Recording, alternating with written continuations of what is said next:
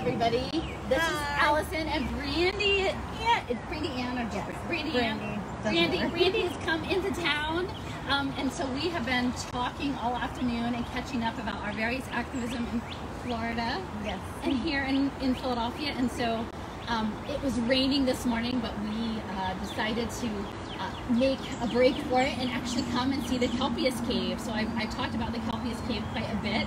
And so we're here in the Wissahickon, and you can just like do a little look around here. It's spring is springing. We see some of the anemones are out, and we picked up some pottery like off of the ground. So as I said, the history of Philadelphia is always like very close to the surface. So when I say like we can't quite get over our history, it's because it's right here.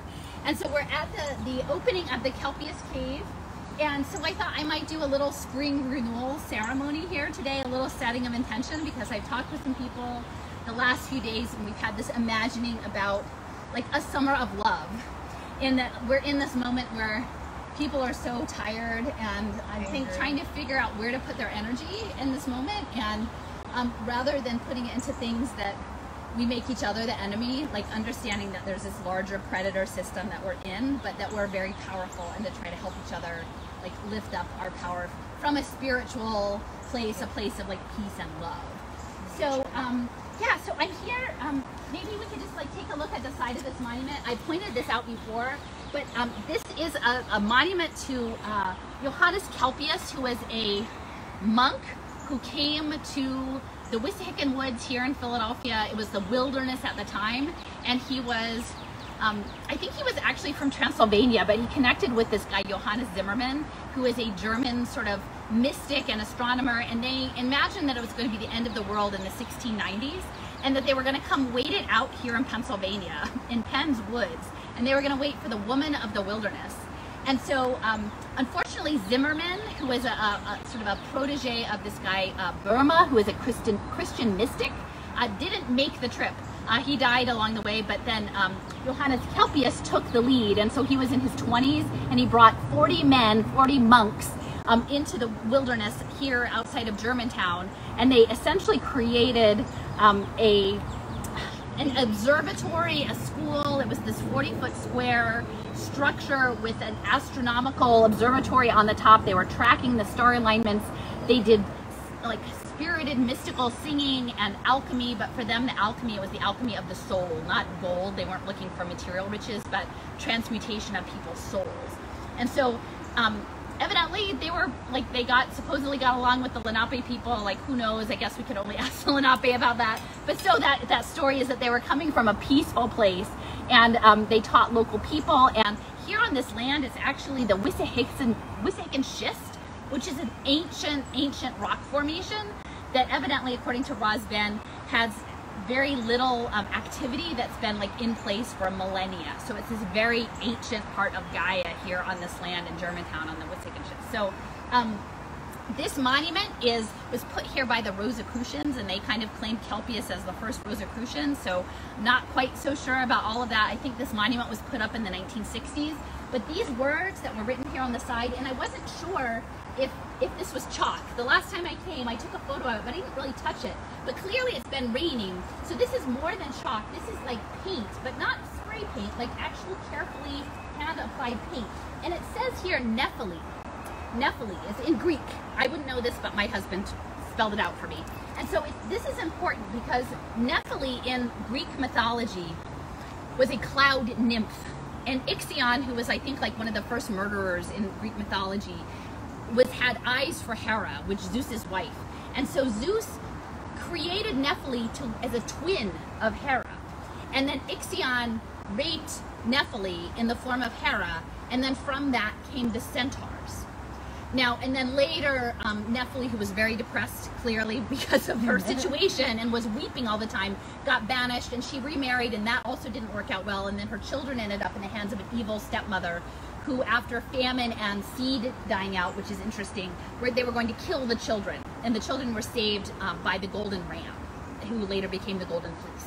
So this is sort of the trajectory of this, but there's interesting elements in the story of twinning, clouds, violence, and then increasingly now they're talking that cyborgs need to be, a nicer name for cyborgs is a centaur, okay? And then later with the other children is this like agricultural and famine and seas, which are something that we're all very concerned about. So who came out to this monument and wrote Nephili on the side? Yeah. The other significant element of Nephili is that if you look up the National Institutes of Health, they actually have a program called Nephili to map the microbiome. Okay? And they say specifically that is about this myth, is to map the microbiome, and it's called Nephili. You can look it up on the NIH website. So increasingly, there's an impact market in understanding gut health and its connection to brain activity, which is something a lot of people have known for a while, and I know a lot of people with vaccine-injured children and leaky gut syndrome have concerns about the connection with the gut and the function of the gut and these microbiomes. But they're actually looking to map this microbiome, I believe, with the ultimate plan to manipulate people's not only the genetic expression of their bodies, but the genetic expression of the microbiome itself. So this mapping is supremely important, and I think what's going to be coming with part of this centaur, cyborg, transhumanist future is that they're going to use the blockchain electronic health records to do this massive level bioengineering program, which is kind of crazy, but this Nephili here is super significant. Yeah, so, I didn't realize it was that. Yeah. With the cloud, right, too. Right. Wow. And I have to say, so I put all of this in my little cis map. And NIH, too. Right, like NIH, Kelpius, the Christian mystics. They did the singing. It was one of the first hymnals in the New World. Actually, the first portrait in the New World was supposed to be of Kelpius, which is really also interesting. Yeah. So all of that got erased out of Little Sis, because clearly we can't be tracking Christian mysticism and linking it back up to contemporary scientific research. That's far too dangerous. So I'm gonna go. So this is a little cave. Supposedly, I don't know exactly if that is the truthful cave. It's almost like a spring house, but I have my big Bible here, and so I'm realizing that we're in a spiritual engagement, and I have not been such a good practitioner of organized religion, but I think that there is an importance of standing in one sacred power and spirit and faith. And so I got a Bible, so I'm learning about this, because that is I'm a waspy person, and so I think it's really interesting to imagine Kelpius and these monks, that part of their connection was a mystical direct connection with Source and with God, that it wasn't intermediated through an institution, which I think, as we know, with all the impact communities, that's becoming more and more fraught with what's happening with religious institutions. So I have a little thing that I am going to read, and I'm just going to go down there in the front steps. We have a little sage here, so we've been burning. Brandy's got sage that was brought as a gift, and so we'll do a little cleansing of this. And then I also have, when we did a ceremony for my birthday at the Federal Reserve, and we revoked consent on the Human Capital Bond program, we had these little bundles of greens, and this is winterberry holly. So holly is a plant of spiritual warriorness. So we have sort of this protection of the holly and our warrior thing. And then Simile of Light, but I have here in my pickle jar a little candle. So we're going to take our spiritual warriorness and our sage and our little light down, and I'm just going to read this little section.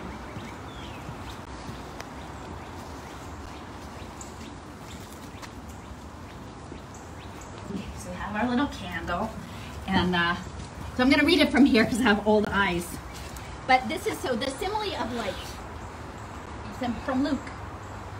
The Simile of Light.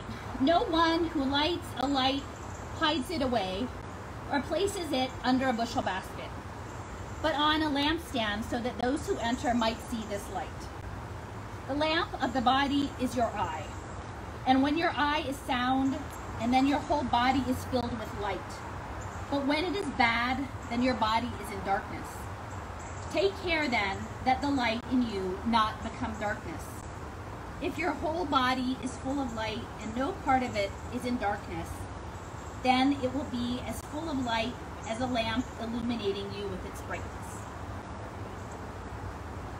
And so I sort of feel like this is our call, this spring anyway, is to be not the dark, but be the light. And to be the light for people, because we're not going to come out the other side of this from a place of anger or retribution. And I will actually also, I was part of this wonderful, I went out, we had live music in the park and it was amazing. And there was also a poet. And there was a poet in the park and he had a manual typewriter set up. And so you could just give him any topic and then he would make a poem for you. And so I commissioned, I guess, in a matter of respect, this poem, and the topic that I picked was called compassion, okay? Because I feel like that's sort of a watchword for this spring. So this is by Marshall James Kavanaugh, Dream Poet for Hire. And it was done last night, March 27th, in Rittenhouse Square in Philadelphia. So compassion. The heart offers a compass. Where it leads, we do not know, but the feelings we hold connect us to a deeper understanding, and for those around us. A sweet talk that allows the magic to deepen quickly, coming to realize we are not alone in our struggles. Through our hearts, we become able to make the world less of a struggle for those around us. I love you. So, compassion, right? Compassion. I brought a few things. So I thought we'd leave a little intention to set this intention. So, we have some tobacco. And I have it in this little whelk shell. It should be a conch shell, really, but the conch shell is a call to awareness. And so imagine that this is a conch shell, and we are calling people to an awareness of our greater selves, and that we have tobacco here. And tobacco is significant because it's a sacred plant, and it helps carry our intentions up to the Creator. And it's also significant because tobacco mosaic virus is actually part of this larger genetic engineering program, because they're using the mosaic virus in cell therapies and to deliver these genetic engineerings that are underway. So I'm just going to sort of issue this as a call. I'm going to put your hands on it. So we're going to issue this as a call to people to be their better selves and to find their way through in this coming summer, the summer of love. We're calling it the summer of love. So I'm going to just sprinkle this tobacco around here. I'll put the call here. And then we have rose petals. And as you guys know, I do soup gatherings, so we've done some soups. And so the last time there was a lovely person who brought 2 bouquets of roses. And so this is one of the petals from one of the bouquets, and we've had this.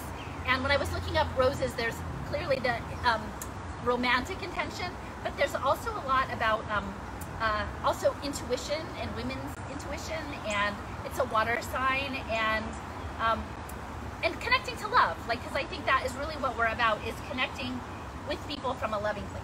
So I'm just gonna sprinkle some around, just a little circle around the back.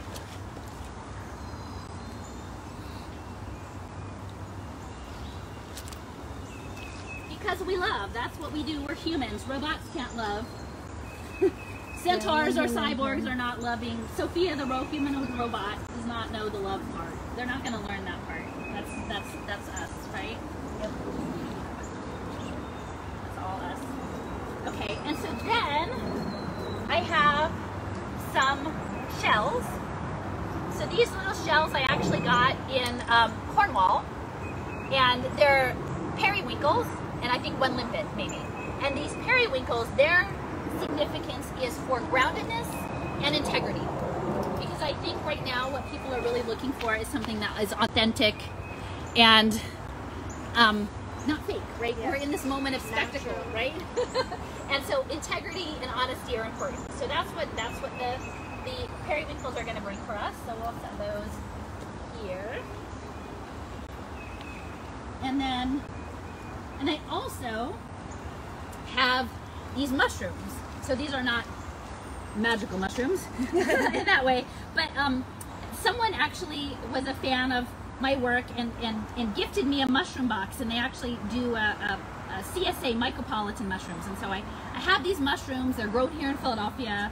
They're edible mushrooms, but I think for me this symbolizes there's, the mycelia, the underground interconnectedness, right? The weightiness of what's happening, that we're not alone. I think a lot of us feel alone, but there is this underground energetic connection that we have to one another. And there's a sense of the underworld, right? These undercurrents that I think as we make these intentions, as we make these intentions, that they matter, even if in the material world it may seem small, that actually there is something bigger going on that we might not even be aware of. So for the mushrooms, we'll put the mushrooms around. Okay. And then, let's see. So here's some mica. We had this actually in our Baltimore ceremony. So this is a stone and it flakes. And the thing about mica is that it's about clarity of vision, but also imperfection, that we have room for each other's imperfections in all of this. So, so may we have a clear vision in our summer of love, but also have room for our personal imperfections and those of the people that we love and care about, and even potentially the impact investors, because they're somebody's kid and they need love. Maybe we can love them out of this. So we'll put this here. And there's just a few little berries, so I'm going to just add a little spirit warrior on top of that. You know, there we go. And then the last piece here is the egg. So, you know, this is the universal symbol of sort of rejuvenation and potential and fertility and rebirth. And, you know, we're here in the springtime. It's starting to leaf out. This is from my CSA. You know, this is a nice speckled brown egg, a natural egg. And so I think we can do this. We can make this new thing that we have to make. It has to come from a place of caring. And so, yeah. Understanding. I don't know. What do you think? I love it. Does it sound good? Sounds good to me. You want to put it in there? Sure. Okay. So this is the stuff that doesn't end up being mapped in the computer system, right? Like this little microbiome of like touching the soil here. This is not mappable. This does not belong to anybody's genome sequencing program. This is us being connected on the land and in relationship with nature. So I guess this is probably all we got going on today, but yeah, it's good. I appreciate having the company and the solidarity, because yeah, being human together is super important. Yeah, it is. All right. Thanks so much. You.